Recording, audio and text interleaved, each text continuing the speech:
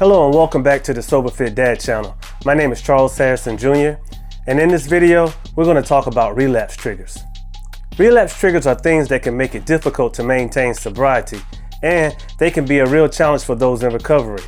In this video, we'll discuss what triggers are, how to navigate early sobriety with triggers, and how to become comfortable around triggers.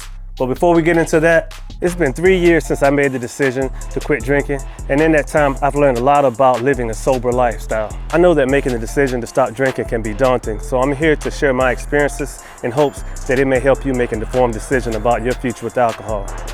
If you're new to the channel, consider subscribing for more content on recovery and sober living.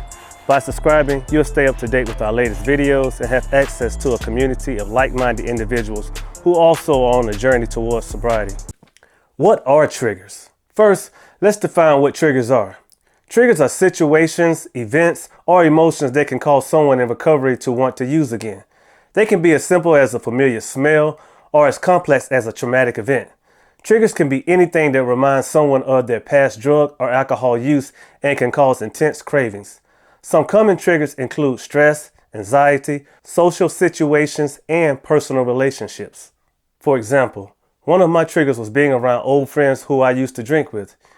Even just hearing their voices on the phone or seeing pictures of them on social media would make me feel nostalgic for the good old days when we would drink together. Another trigger for me was stress at work. Whenever I had a particular stressful day, I would immediately start thinking about having a drink after work. Man, those times were rough, but I'll tell you how I dealt with that later in the video. Navigating early sobriety with triggers can be challenging. In the early stages of recovery, triggers can be more intense and frequent, making it difficult to resist the urge to use again. One of the best ways to deal with these triggers in early sobriety is to have a plan in place. This plan should include identifying your triggers, developing healthy coping mechanisms, and seeking support from others in recovery. For example, when I was in early sobriety, I made a list of my triggers and developed healthy coping mechanisms for each one. For my trigger of stress at work, I would listen to books or a podcast that would take my mind off the issue. For my trigger of being around old drinking buddies, I made a conscious effort to distance myself from those friends for a while and focus on building new relationships with sober people. Once I got over my triggers, I was able to be around some of those old friends again. Another important aspect of early sobriety with triggers is to be kind to yourself.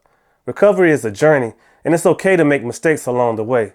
The important thing is to learn from those mistakes and keep moving. As you progress in your recovery journey, you'll likely encounter triggers more frequently. This can be challenging, but it's important to remember that the more you encounter triggers, the more comfortable you'll become around them. You can also use triggers as an opportunity for growth by learning more about yourself and your triggers and developing new coping mechanisms. One effective way to become more comfortable around triggers is to practice mindfulness. Mindfulness involves being present in the moment and observing your thoughts and emotions without judgment.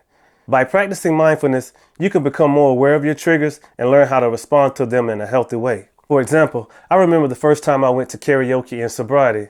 The karaoke bar used to be one of my favorite places to drink, but this time I went with a plan. I bought a non-alcoholic drink, made sure I stayed well hydrated, and I had a support person with me who knew about my sobriety. And you know what? I had a great time without drinking. I even got up and sang a few songs. You can also use triggers as an opportunity for growth by learning more about yourself and your triggers and developing new coping mechanisms. For example, I used to get triggered by the smell of alcohol.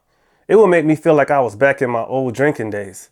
But instead of avoiding situations where alcohol was present, I started practicing mindfulness. I would focus on my breathing, calm myself, and remind myself all the reasons I had chosen sobriety. Over time, I had become more comfortable around the smell of alcohol, and it no longer triggered me like it used to. That's all for today's video on relapse triggers. Remember, triggers are a normal part of the recovery journey, and there are ways to deal with them effectively.